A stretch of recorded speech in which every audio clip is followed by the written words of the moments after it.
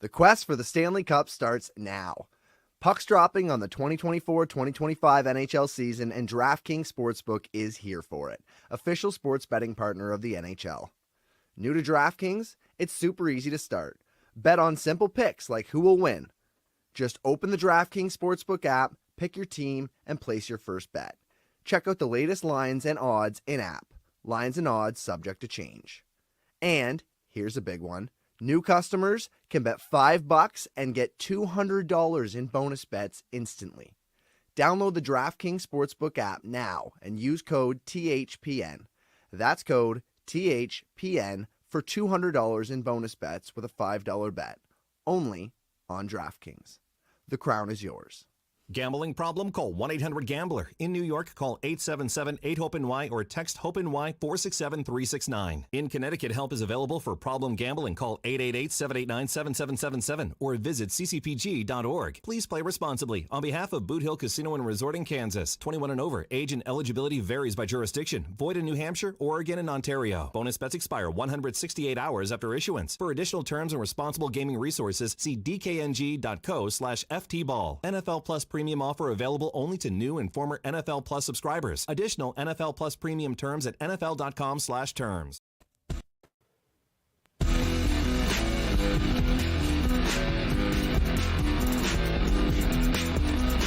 Split the defense.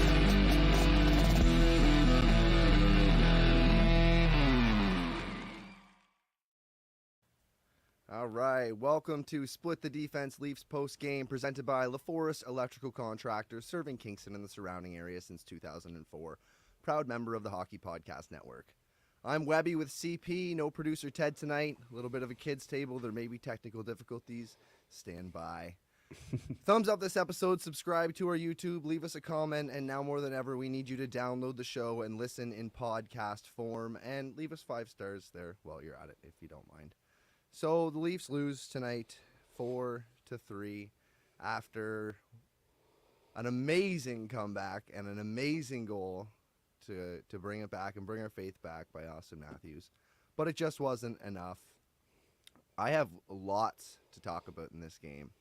Nice. The Maple Leafs did not lead at any point during their 4 regular season meetings versus the Bruins in 2023-2024. Tonight they led for 6 minutes and 58 seconds. Nice, yeah. Is that good? Is that bad? What are your takeaways from this game, CP? I mean, I feel like they deserve to lose. When they went into overtime, I was wondering if maybe we could squeak one out and get lucky a little bit, but not so much. I felt like they got outplayed for the most part for the majority of the game. Kind of a really nice tip by Matthews at the end. Like Matthews, you could just tell he just really wanted one, and just things weren't going his way. And he kind of got snake bitten at the end, where he had 2 opportunities to put it in an open net and couldn't, and then got the tip in to tie it. So it's just kind of a tough look for the Leafs at the moment, though. Still some bad vibes, I feel. Isn't it kind of ironic that Austin Matthews was the one to tie it and bring us all back, and we're all like, praise Austin Matthews, and he's the one that throws a pizza off the boards up to the center of the ice for the game-winning goal? Yeah. A little ironic. Yeah, it's kind of a Little really more brutal play. I mean, expect that from your captain? yeah, no. I mean, it's funny. Like you put the C on him, and I'm not sure he makes that play last year, and you can see what he's doing. Like he sees Marner coming up the boards and looks away, and then feels like there's no way that he won't be there. And Marner does take he does skate back to go into his own zone and doubles back, right, to go in for a line shift. So I don't know. It's like one of those where you want, when you're in your own defensive zone, and basically anything, and possession is so important, first of all, but also just any opportunity is the end of the game, and that you want to make sure of your plays. So yeah, just a really not a good look for Matthews there. Not a good look for Matthews there. Lorentz almost ended it with 5 seconds left of that wrap around. Open there net is as well. Something about that fourth line. It's like they need a finisher so bad. because when they put Pacioretty down there, it looks so much better than when they had Ryan Reeves. And when they had Bobby McMahon with them, they look so much better than when they had Ryan Reeves. And it's funny because the broadcast tonight was raving about fourth lines. And, as much as people discount and discredit, well, whatever, what is a fourth line? Well, they were talking about how important the fourth line was in the 2011 run. The Sean Thornton line. I can't remember who else was on that line. But I know good fourth lines matter. And when you have a bottom six line that's contributing to your scoring significantly, it helps you get through the season. It helps you get through the playoffs at that. And I'd really just like to see Ryan Reeves off this fucking team by now, but I digress. I do agree. I think that he's not the best person to be on the ice, but the fourth line did kind of do their job tonight. I felt like they did provide energy, and Ryan Reeves was part of that. So you want a finisher, but it is Lorentz that has the puck on his stick. So you want Lorentz to be able to finish that one. But as you can see, like even Matthews can't finish an open net once in a while. So Lorentz isn't going to bury them all, but too bad. Yeah. No, I think that's a case of handedness for Lorentz. I think like the broadcast pointed out, if he was a right-handed shooter. Much easier. He was for sure. trying to put it around in his backhand. Yeah, it's too bad. It didn't happen. That's how it ended. I thought the game was over before Matthews put that in, but Mitch Marner, man. Mitch Marner is officially back. He's checked in for the season, so everybody can be here now. So you can buy your tickets and go see the games again. Mitch Marner has arrived. He's decided to start playing 100-point hockey again, and he was filthy tonight. The Marner to Riley goal, just disgusting. That play, the whole sequence of the Matthews goal, just disgusting. What an amazing pass by Mitch Marner. What an amazing tip by Matthews, but Mitch Marner really tonight was the one putting the team on his back. He is fully back. Yeah, I mean, I did see a lot of good from Marner. I mean, I do feel like he still kind of does a lot of skating away from his net, which I think he kind of has to break that habit. And those are the plays where I think, like, there was a play where he has it like going to cross the blue line into the O zone, and he ends up skating it all the way back to his own end. So, I mean, I don't think he's not as dominant as I want him to feel, but definitely seeing some really nice plays, way better than we've seen it previously this season. So, good step in the right direction. I felt like that line was kind of vibing, and they could have had a couple more. Just like it seems like the team cohesionness is a little bit off, is what it feels, because you can pick out some things here and there, but I'm not so sure that it's exact words down. Not cohesive. Yeah. Everybody feels like they're on their offhand when the puck pops out. That's what it feels like to me. Feels like you literally need to take all the wingers and just like flip them. Like and take all what if the centers are left? I don't know. You need to put right-handed. I don't know. Something's it has to happen. The guys are not in the right spot on their right hand when they're picking up the puck and firing towards the net. They're always having to take it for a second, spin, dust it off, not able to just shovel and make the strong play. They always have to put themselves into a better position before they can do that. And I really feel like that a lot of it's cohesion. These guys have played together before. A lot of these guys have played together before, and especially on like the power play, which we'll get to. But like, how are they not cohesive at this point?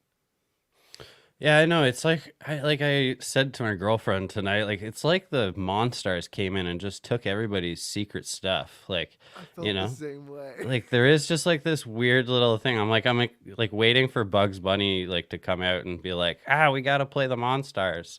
But it is a weird thing. Like 3 games ago now, it's that they're playing their best hockey we've seen in ever, and then all of a sudden it's just zapped from them. And it's just a weird feeling watching this game where as a fan, I'm really up for this game and you want to see it, but they come into the gates like just like slow and like we said, like there's just no cohesion, it feels like, to this game. And hopefully it's just like maybe a transition between like learning a new system, and some guys are buying in and some guys aren't. And, there has to kind of be more of a direct path, especially with the style that Berube plays with, like you shouldn't be struggling to get 30 shots. Like this team should be getting like easily coasting to 30 shots a game, and it just doesn't seem to be that way. And in transition too, it's a big problem I find with this team. Just getting into the zone. It's not just the power play. Like that's where you see it's more focused and glaring, but it's throughout the whole game. Transition is a real problem. Transition is a real problem. Getting across the blue line cleanly is a problem. There's a lot of dump and chase, and I feel like that's part of the program. That is what's being pushed, dump and chase. But they aren't retrieving it well. They aren't taking the best routes. Not great chase. And they aren't supporting each other properly because I don't think they're used to playing that hockey well enough for their instincts to kick in to support each other the way that they need to get those pucks back when they pop out. And I think that's a lot of it, because when they do pop out, it seems to pop out to an offside, which we'll hear from one of our brand new sponsors here, and then we'll talk a little bit about Matthew Nyes. All right, everybody loves a good Black Friday deal, right? Well, this Black Friday and Cyber Monday, Raycon is giving you up to 30% off site-wide. Their latest model, the Everyday Earbuds, have a 32-hour battery life, active noise cancellation, and can even connect to 2 devices at once. Plus, they come in colors that make you stand out. I am partial to blue myself. Now's the perfect time to scoop them up if you haven't already, and don't worry if you are not as impressed as I am. Raycon offers a 30-day happiness guarantee, so you really can't lose. It's time to save big for Black Friday and Cyber Monday. Go to buyraycon.com/THPN today to get up to 30% off site-wide. That's right, you'll get up to 30% off everything on Raycon's website when you go to buyraycon.com/THPN. Now, this is like a whole team-wide issue. I'm not just going to point out Matthew Nyes here, but something I've noticed a lot tonight. Great hockey player. Works his bag off. But he is one of those guys that is skating by the net or skating behind the net too often, leaving his whole side open when those pucks are popping out, seemingly leaving it for nobody for a few seconds for a opposing defender to go out and get. And I've seen that consistently for a few games now, enough that I had to write it down because it bugged me again tonight. He's always doing that. He's a workhorse. I get it. He's a dog. He skates. He works his bag off. But he needs to understand. He needs to have the hockey IQ. It needs to be better. His hockey IQ needs to be better, and he needs to understand where to stand and when to slow up and when to just let the game come to him instead of constantly chasing pucks. Because I don't know if Matthews and is in the corner trying to dig out a puck, or there's 2 guys already down low. I don't really know how much he needs to go support them as much as he needs to wait for the puck to pop out on his side, right? Especially when we've got a defender in. There was just a few times tonight where I watched Matthew Nyes, and I just wish that he would have stayed where he was 3 seconds ago. Not even. 3 seconds is a long time. Like 1.5 seconds ago. If he had not just been on the motor and just flying around the zone. If he would have stayed there, a puck would have been open for him, and he could have either made a play or got a shot on net. Do you notice the same things I notice? I mean, I think that's a team-wide problem. I think that a lot of players on this team do the flyby. Matthew Nyes scored tonight by going to the front of the net, waiting for the rebound or something to happen as Matthews is going to the net. Trailing Matthews. Yeah. And so maybe there is something to that where he will, be in front of the net more often, but I'm not sure that it's a Matthew Nyes problem that I've noticed, but I do know Matthews, Marner, Nylander, those are all guys that do the flyby. So, learning from the guys that lead this team probably, and potentially everybody has to go to the front of the net. Like if you look at shot trackers on almost any Leafs game, they almost always get outshot from the slot and in front of the net. It's just one of those things where they put pucks in from the outside and that's just, not like we're trying to develop a playoff style team, and that's what Berube is trying to bring. And I bet you that's what he's harping on too, is that when you look at comparing to other teams, they're getting into the front of the net way more often than we are. And there is a little bit Tavares is one of our better front net players in the past few years. And I'm not seeing a lot of front net presence from him. I'm seeing a lot of high front slot. net or net front, because if you keep saying that, you're going to drive me off the wall. Yeah, sorry. It's net front. You see a lot of high slot from him, but not getting to the front of the net as often as I'd like, and team wide, like it's kind of, and when Matthews goes to the front of net and just a puck gets thrown on net, he gets a nice tip for a goal. So, yeah, want to see more. Let's take a second and get into our comments here. So Justin Miller says, yeah, getting 1 point with that performance was more than they deserved. How do you feel about that? Yeah, that's kind of what I said off the top. Like I felt like if they going into overtime, I thought that there was going to be like one that you luck out in a little bit. So yeah, I totally agree. Like 1 point is way more than they deserve here. So yeah. Paul Maramutu is not a fan of Marner. Yeah. No, he's not. Oh my gosh. Says yeah. Marner is not a $10.5 million player. He needs to go. Marner is a $6 to $7 million player at best. Also, his attitude sucks. Something about like I was saying this today that if Berube was going to handpick a bunch of players for his style of team, Marner's not in that list. Like you're trying to make a player play a system that he's not ever been used to and just has never thrived in. So like I kind of do want to see, like I was saying, like Marner taking the puck all the way back to his own zone when it's not necessary and there's not a line change happening or anything. And like that's something that, isn't in the system, but that's kind of something that he's so used to doing that he thinks of it as like creating space and time. But it's like, no, man, like you're bringing it in our end. We want to go into their end, like get it in the zone, make a play across the blue line. So yeah, it is funny. Like Marner, I love him like as a player when he does shine, but there are a lot of situations where he bugs me. And like, is he a $10.5 million player? Like in this NHL, he is, because he does a bunch of these flashy things. Like, is he on the perfectly designed team? I'm not so sure, but that's what you get in Toronto. Yeah. Well, I think Mitch is an essential player to a good team. Like I think he's got it in him. I think maybe there's got to be an adjustment made. Maybe he's just not over that hump yet. He's got to do some soul searching and make that adjustment. Maybe this will be the biggest adjustment of his career and turn him into that superstar that we've always seen the potential there for. But he's just kind of been soft and a little bit of a perimeter player, as Paul also pointed but like he really does that out, yeah. does not like Marner. Tavares is slow too, yeah. But he does like He's always been Nylander and slow, Nyes. We also like Nylander and Nyes. Nylander also has his faults, but that's not what we're talking about. Justin also pointed out here, can we mail Robertson a horseshoe or a rabbit's foot or something? If the guy didn't have bad luck, he'd have none at all. And I can agree with that. There was a lot of good plays, I thought, from Robertson tonight.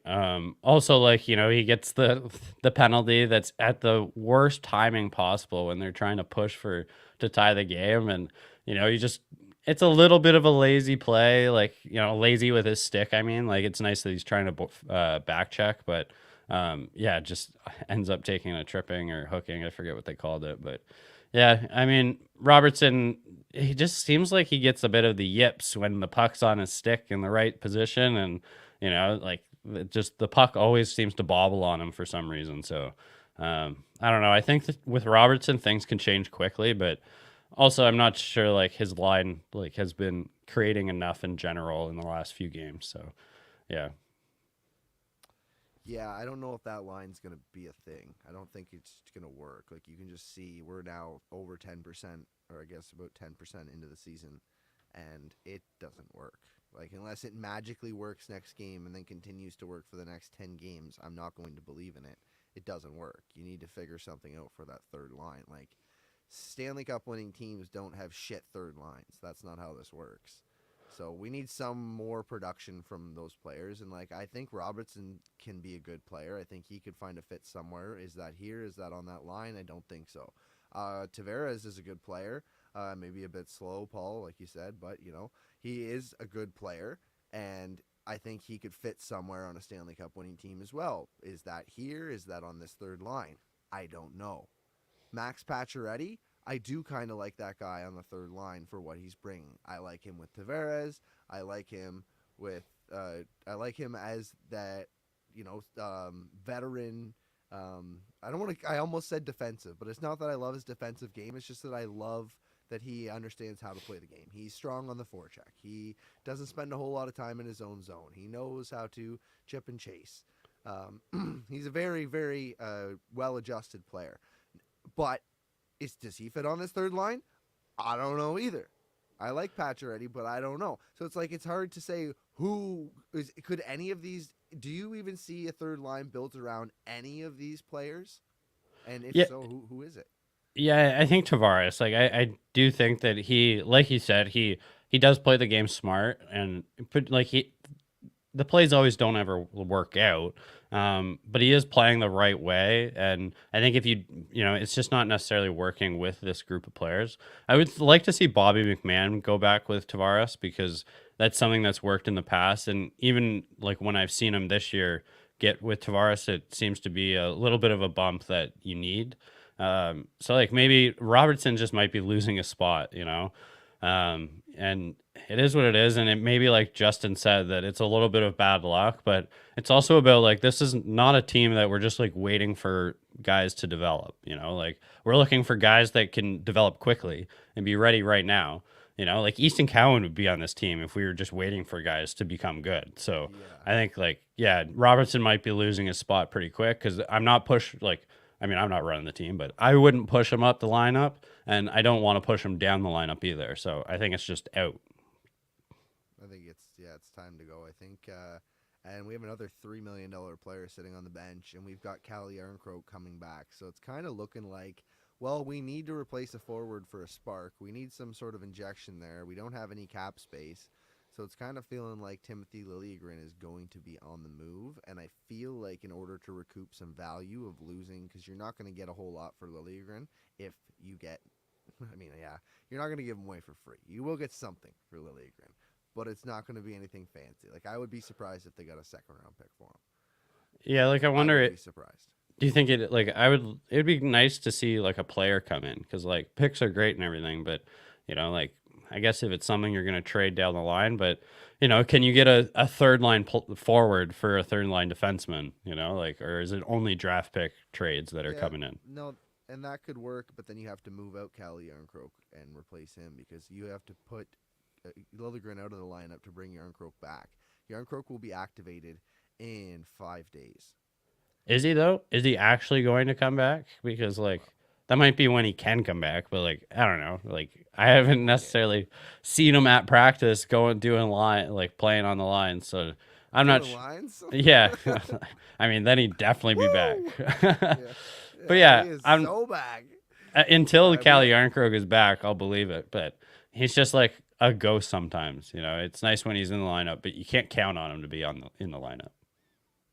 No, that's the thing with a lot of these guys. We'll have to see if he comes back, when he comes back. But when he does come back, somebody's got to go. But we got to hit a break real quick.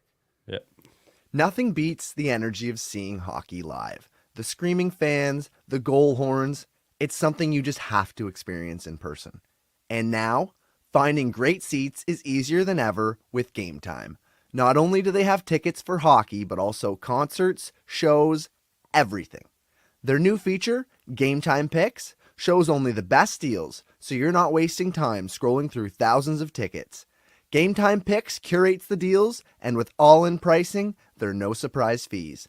Plus, you can see a panoramic view from your seat when you buy. Download the Game Time app, create an account, and use the code THPN for $20 off your first purchase. Terms apply. What time is it? Game time. So in the overtime, the players to start were Matthews, Marner, and Riley. Now, obviously, that seems obvious. Obviously, that's obvious, right? It's obvious. Obviously obvious, just like the hockey players say. But you can tell at this point in the season that David Kampf does not have the heart of Craig Berube like he did Sheldon Keefe. Yeah, that is very obvious. That was obvious from game one. Yeah. I think that, and it's funny that they tried to replace him basically the other night with Holmberg, and now Holmberg seems to have fallen out of love from Berube too. So, yeah, it doesn't have the same favorites, that's for sure. No, and when Craig Berube was hired in the offseason, if you were to pick 3 players that you thought were going to be his guys, would David Kampf not have been on that list? Yeah, yeah, he would have. Come on. He seems like a Craig Berube player, and the guy just doesn't like him. And it's funny. Obviously, it wasn't a good move to use him in overtime. That was a key thing.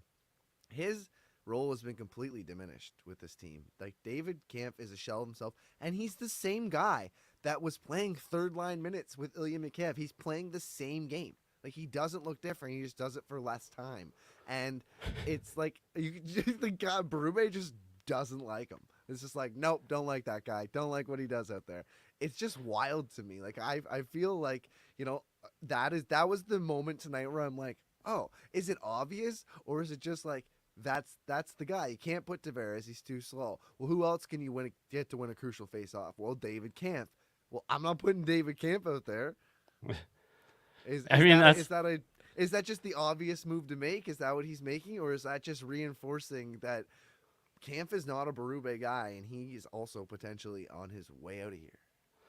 I mean, it's funny that you said, like, I've never heard something more accurate than David Kampf's doing the exact same thing, but for just less time. Because that's, like, it's so true. David Kampf is just doing David Kampf stuff. But yeah, he's doing it for like 8 minutes instead of 14 or 15. So, yeah, I mean, yeah, this team, if you looked at what everyone's paid and what they're supposed to be, you would just blow a gasket looking at this team. Like, there's a guy making $11 million on the third line as well. So, paying your fourth liner 2.5 or 2.4 or whatever that contract is, like, yeah, it's not ideal and it kind of looks weird. But I think Kampf is also more useful than he's getting used for. Like, you also don't see him being used on the penalty kill very often. And so, yeah, like, I'm not unsure of why. The penalty kill was really bad. The penalty kill was really bad last season. So, like, it's like you had your shot, buddy. We're going to try some other guys here. But he was like the number 1 guy on the penalty kill. Like, you could at least make him like the third or fourth. Like, yeah. You just he can get bumped down the lineup. You don't have to kick him off it completely. He'll come in on a 4-minute penalty. I think he does every now and again come in on a 4-minute penalty. He does, yeah. But that he's on like the third unit. Like, he's not in the first 2. He's not killing the first minute or the second minute. He's not working on in that area anymore. And it's just mind-boggling to me that David Kampf, of all players, isn't a Craig Berube player. Yeah, that is actually shocking for sure. It is shocking. So Morgan Rielly skated in his 800th game tonight. He is 11th all-time in games played for the Leafs. That didn't change because it's his 800th game, but he did play 800 tonight, and he scored a filthy goal. Beauty, yeah. Just a filthy goal. Now, he's got 2 already on the season, right? Is that 2 or is it 3?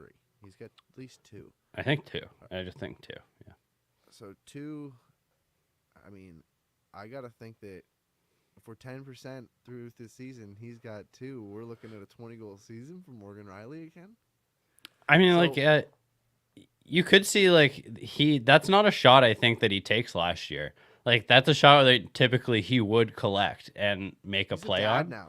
So maybe now he's just got this dad strength. That he's maybe. But powering through again. I don't it's know. Part of why it went in. It's because it also caught Swayman off guard. So, I think, and it's also the biggest criticism of Rielly throughout all of media and fans is that he doesn't shoot very well. He's not a great shooter. He doesn't shoot often enough. And so maybe it's gotten to his head a little bit, and he's like, you know what? Well, maybe I'll shoot more.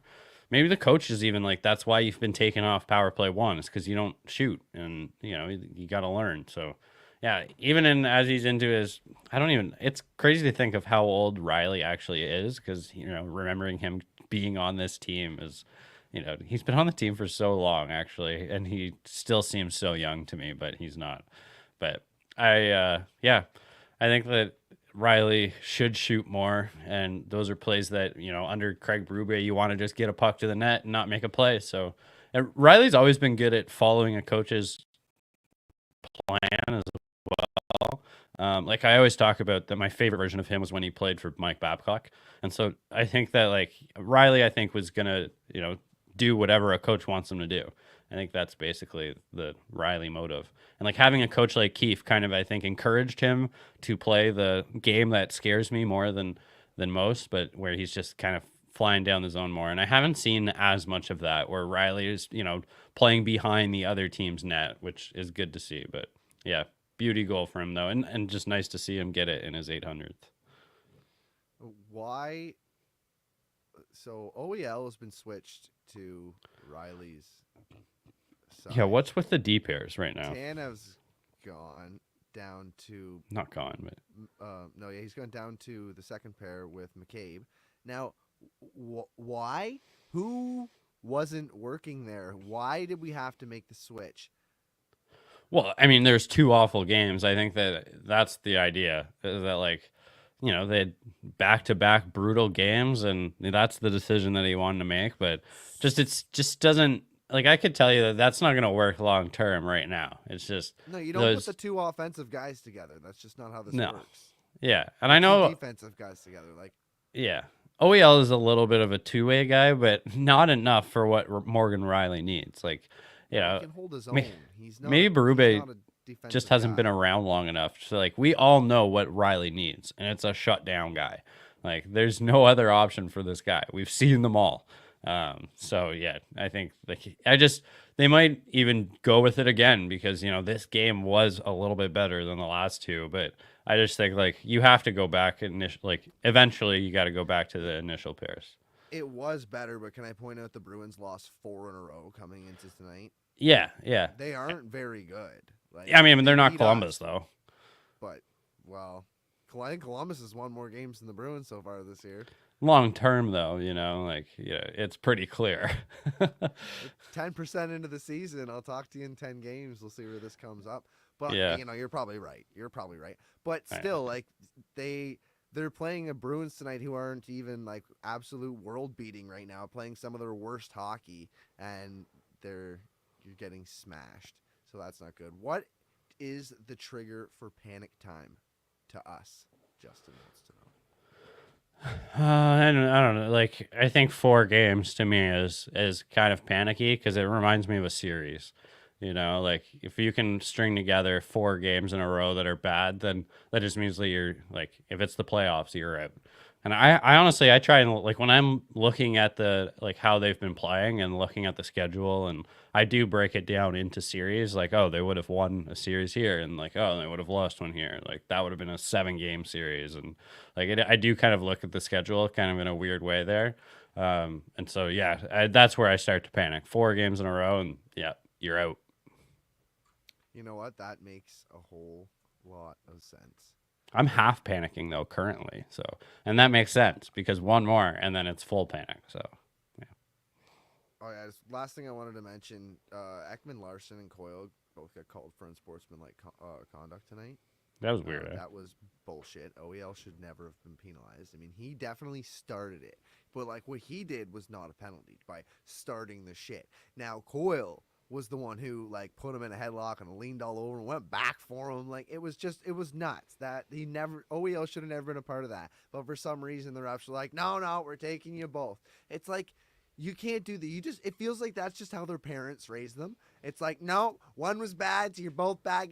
I don't care who started it, both to your room. And it's like, you can't ref like that. You have to fucking pay attention to these things because that wasn't right. Now, I'm not saying that's the end of the game, but I watched that and I'm like, what? In what fucking world does he deserve a penalty when he ran into him, falls over, and then the guy purposely accidentally falls into him and then continuously pushes on him, and now it's roughing for both of them or unsportsmanlike conduct for both of them?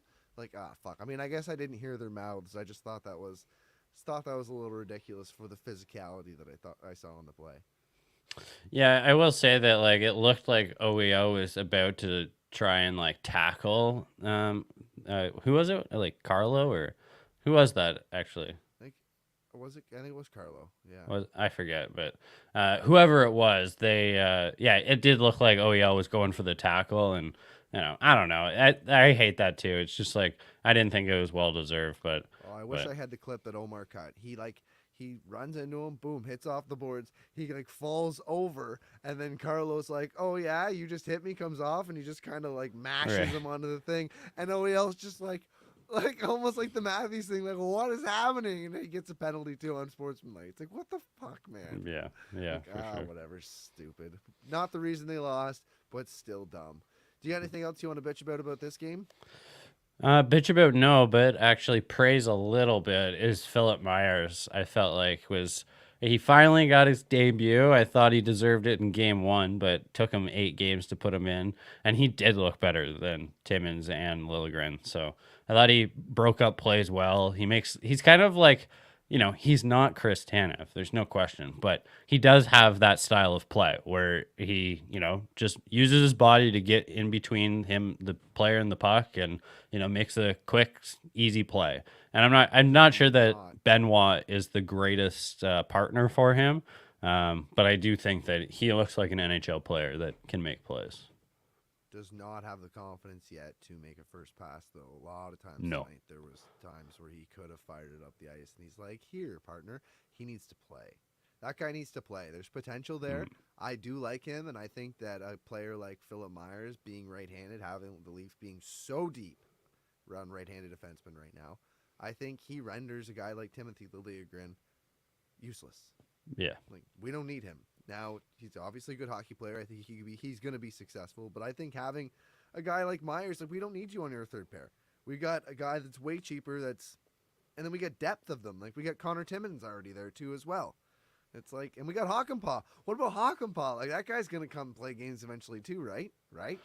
Yeah, I think he'll come back and play some of the games. From what I'm hearing, he might be like a lightly used player where like you need to have a seventh defenseman that can fill in a lot. So, and having the thing is that I'm not sure Benoit is a great D partner for either Hakanpää or Myers. Like they both play a similar like style where like they should have someone else with them that can move the puck. So, yeah, I'm not sure what that says for Benoit or just the defenseman we have in general, but. Did Myers not have an offensive upside to his game at one point, maybe in Nashville? There was something about this guy where we heard his name. He was either scoring goals from the point or he did have that first pass. He wasn't just an all-defensive defender that was a stud. That's not why you make the news, right? Like, Philip Myers has something about his game that's special. There's something there to be unlocked. Yeah, I mean, he was a point per game in junior. I mean, there's like just a point per game. I kind of looked at his stats just today. So, there could be like, there's a little bit of something there, but it's a little bit different once you get to the NHL. A lot of guys who are a point per game, like once they get here, they have to change because they don't have quite the upside that it shows in junior. So Nick Robertson scored like 50 goals in junior, didn't he? Yeah, exactly. Like that. So there's that. All right, so looking forward, we got Monday at Winnipeg, 7:30 game. So we'll be here around 10 o'clock or so. Who starts that game, Woll or Stolarz again? I'm gonna say it's Woll. I mean, you gotta kind of have to give him shots. So yeah, I think they go with Woll. Any other changes expected? No, I'm not sure. Like maybe Holmberg and Reeves swap. I wouldn't expect anything drastic, but I would just like to see a line shakeup. Like that would make me happy going into the next game, and just something's pretty dramatically different about the forward lines.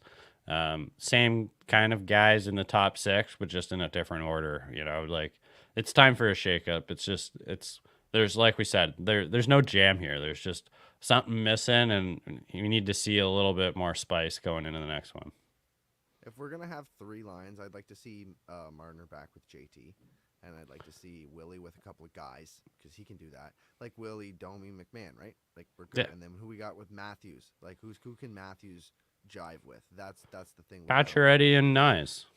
Pacioretty and Nyes. Is that what we're gonna do? Or do sure.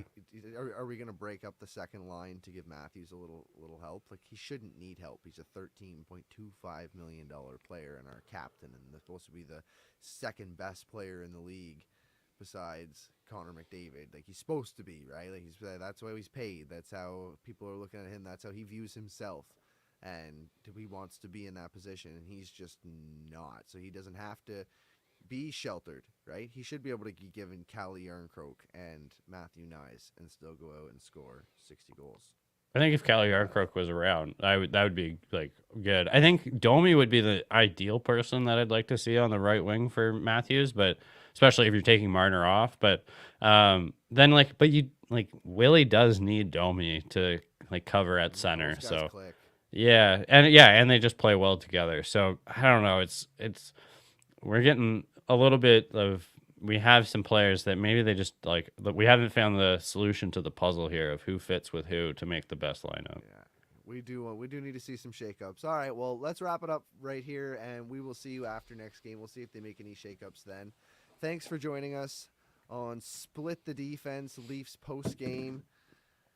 We appreciate your comments. Hit that like button, subscribe on YouTube, tell your friends, download the podcast, rate it 5 stars, and until next time. Peace. Follow the boys on Twitter at STDPWebby, at Craig D. Pearce, and at Ted_is_show.